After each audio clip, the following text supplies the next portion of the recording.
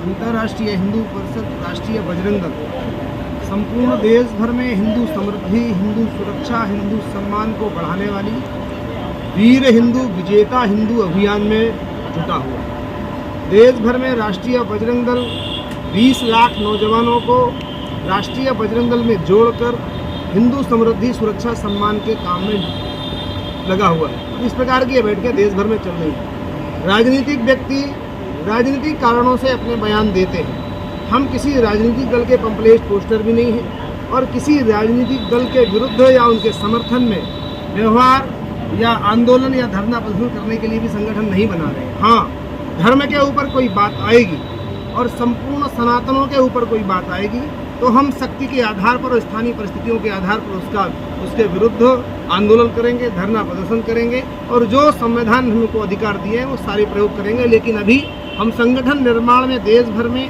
राष्ट्रीय बजरंग दल के नेतृत्व में भर्ती अभियान में गए हुए हैं। इस प्रकार की ये बैठकें भर्ती अभियान के निमित्त ही आयोजित हो रही हैं। सर, राष्ट्रीय बजरंग दल हिंदुओं की सुरक्षा की बात करती है, लेकिन कुछ लोग हिंदू होकर भी हिंदू विरोधी बात करते हैं। इस पे आप क्या कहना चाहेंगे?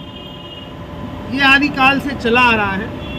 हिंदू विरोधी बात करना उनका राजनीतिक एजेंडा हो सकता है, लेकिन राष्ट्रीय बजरंग दल, अंतर्राष्ट्रीय हिंदू परिषद संपूर्ण देश भर में हिंदू समृद्धि, सुरक्षा, सम्मान के काम को ही बढ़ाने के लिए अपने अध्यक्ष डॉक्टर प्रवीण तोगड़िया के नेतृत्व में निरंतर अग्रसर है। देश के 35 प्रांतों में 450 से ज़्यादा जिलों में और 5000 से अधिक समितियों के माध्यम से देश के लाखों गांवों में अंतर्राष्ट्रीय हिंदू परिषद का काम पहुंच गया है और बड़ी तेजी से देश में काम पहुंच रहा है। हम अपने इस अभियान में लगे हैं और जो राजनीतिक लोग, हिंदू विरोधी लोग इस बात को कहीं कहीं बोलते हैं, अब तो प्राय नहीं दिखते लेकिन कहीं बोलते हैं, तो 2024 का चुनाव आ रहा है या प्रदेश में भी चुनाव आ रहा है। चुनाव जहाँ जहाँ आते हैं वहाँ पक्ष या विपक्ष का माहौल खड़ा होने लगता है और लोग हिंदू विरोधी बयान देने के लिए उत्सुक होते हैं। उनको लगता है कि इससे हमको वोट मिलेगा, लेकिन अब समय परिवर्तित हो गया। अब देश में हिंदू विरोध नहीं, हिंदुओं के समर्थन से सरकार बनेगी और हिंदुओं के समर्थन से सरकार बनाने की मजबूरी राजनीतिक दलों के पास भी हो गई। सर, जैसे कि आप बोले थे कि हमारा दल किसी राजनीतिक दल से जुड़ा हुआ नहीं है, लेकिन फिर भी कहीं ना कहीं बीजेपी से बजरंग दल हिंदू राष्ट्रीय को जोड़ा जाता है। लोग जोड़ते हैं जो हमारे मुद्दों को, विषयों को अपना समर्थन देता है और हम तो बोलते हैं कि कांग्रेस हमारे विषयों को समर्थन दे, नीतीश बाबू हमारे विषयों को और हमारे मुद्दों को समर्थन दें, तो देना ही चाहिए। सकल भारत भूभाग की बात है और सनातन जहाँ का हमारा सनातन इस भारत भूमि से उत्पन्न होने वाला है और हिंदू भारत में ही खतरे में है। अब 100 करोड़ की आबादी हिंदुओं की और भारत में हिंदू बहुसंख्यक होने के बाद भी खतरे में है। तो यहाँ के राजनीतिक दलों को ये सोचना चाहिए कि जो हम योजनाएं बनाएं और जो निर्णय लें और हिंदुओं के पक्ष के आधार पर, हिंदुओं के समर्थन के आधार पर हिंदुओं की समृद्धि के लिए भी निर्णय लेने चाहिए। सभी राजनीतिक दलों को अब हिंदुओं का वोट अगर लेना है तो हिंदुओं के विषय पर ही योजनाएं निर्माण करनी होंगी। सर, हिंदुओं की बात करते हैं, बहुत सारे लोग हिंदुओं के पक्ष विपक्ष पे लेके बहुत तरह के सवाल भी उठाते हैं, तो उस पर आप किस तरह से देखते हैं कि हिंदू को कैसे एकता को लाना चाहिए? देश भर में हिंदू एकजुट हो रहा है और ये 450 वर्षों के बाद राम की जन्मभूमि पर जो राम मंदिर बन रहा है वो हिंदुओं की एकजुटता का ही परिणाम है। आज देश में अगर नरेंद्र मोदी प्रधानमंत्री जी के रूप में विराजमान है तो हिंदुओं की एकता का ही परिणाम है। देश के विभिन्न स्थानों पर हिंदुओं की बात हो रही है और हिंदुओं की बात करने वाले लोग खड़े हो रहे हैं, तो यह हिंदुओं की एकता का ही परिणाम है। आज मंच से ममता बनर्जी चंडी पाठ कर रही हैं और राहुल गांधी जनेऊ डालकर स्वयं को ब्राह्मण बता रहे हैं, ये हिंदुओं की एकता का परिणाम है। अब लोग मंदिरों की ओर दौड़ लगा रहे हैं। कुल मिलाकर ये हिंदुओं का जो दिग्विजयी विजयी साधना का 100 वर्षों का सतत संघर्ष है वो अंतर्राष्ट्रीय हिंदू परिषद, राष्ट्रीय बजरंग दल के नेतृत्व में पूर्ण होगा और हम देश में हिंदुओं को सुरक्षित, विजयी और विजेता बनाकर रहेंगे। सर, हाल ही में एक स्टेटमेंट आया कि सनातन को कीड़े मकोड़ों से कंपेयर किया जा रहा है, इस पे आप क्या कहना चाहेंगे? अब जो खुद कीड़े मकोड़े हैं और वो सामने वाले को कीड़े मकोड़े क्या कहेंगे, उनकी ज़्यादा चर्चा नहीं करनी चाहिए।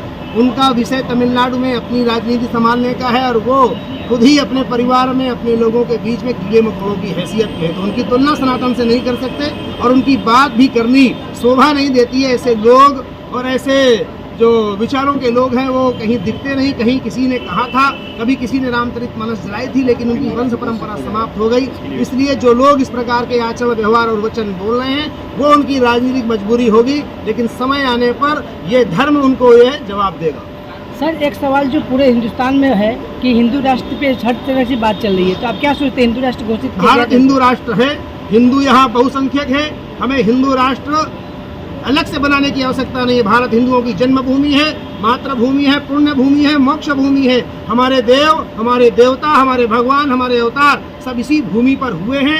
यहीं पर गंगा, यहीं पर यमुना और यहीं पर सरयू हैं, यहीं पर राम कृष्ण और शिव के स्थल हैं बड़े बड़े। इसलिए यह हिंदुओं की ही भूमि है और हिंदुओं की ही पवित्र भूमि है। बस संविधान के अनुच्छेद में अमेंडमेंट करके परिवर्तन करके भारत को संवैधानिक रूप से हिंदू राष्ट्र का, हिंदू राज्य का दर्जा देना है। हम इसकी मांग निरंतर करते आ रहे हैं और आगे भी करते रहेंगे। सर राष्ट्रीय बजरंग दल हिंदू युवाओं को क्या संदेश देना चाहती है? राष्ट्रीय बजरंग दल हिंदू युवाओं को ये संदेश दे रहा है कि अपना रोजी रोजगार व्यवसाय करते हुए, स्वयं को आर्थिक रूप से समृद्ध करते हुए, स्वयं के शरीर और स्वास्थ्य का देखभाल करते हुए, अपने परिवार की चिंता करते हुए, अपने गांव में ही रहते हुए हिंदुओं की सुरक्षा का, हिंदुओं की समृद्धि का और हिंदुओं को सम्मान को बचाने के लिए अंतर्राष्ट्रीय हिंदू परिषद राष्ट्रीय बजरंग दल के द्वारा जो आह्वान हुआ है 20 लाख युवाओं को राष्ट्रीय बजरंग दल में जोड़ने का, तो युवाओं को राष्ट्रीय बजरंग दल के साथ जुड़कर देश में हिंदुओं को और मजबूती के साथ अपनी आवाज रखने के लिए प्रेरित करना चाहिए और हिंदुओं को और मजबूत करना चाहिए।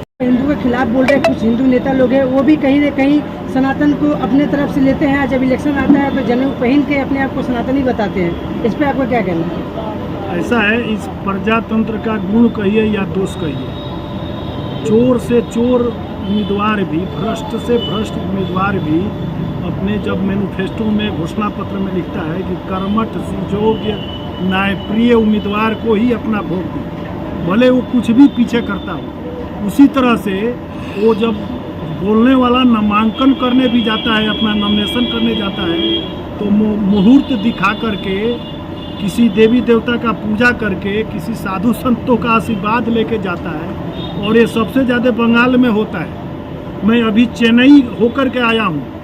पूरे भारत में सबसे ज़्यादा अगर प्रत्यक्ष सनातनी कोई दिखाई देता है तो तमिलनाडु में। एक भी ऐसा पुरी नहीं होगा जी माथे पर चंदन और तिलक नहीं होगा, पुरुष को चोटी नहीं होगा, जनेऊ नहीं होगा।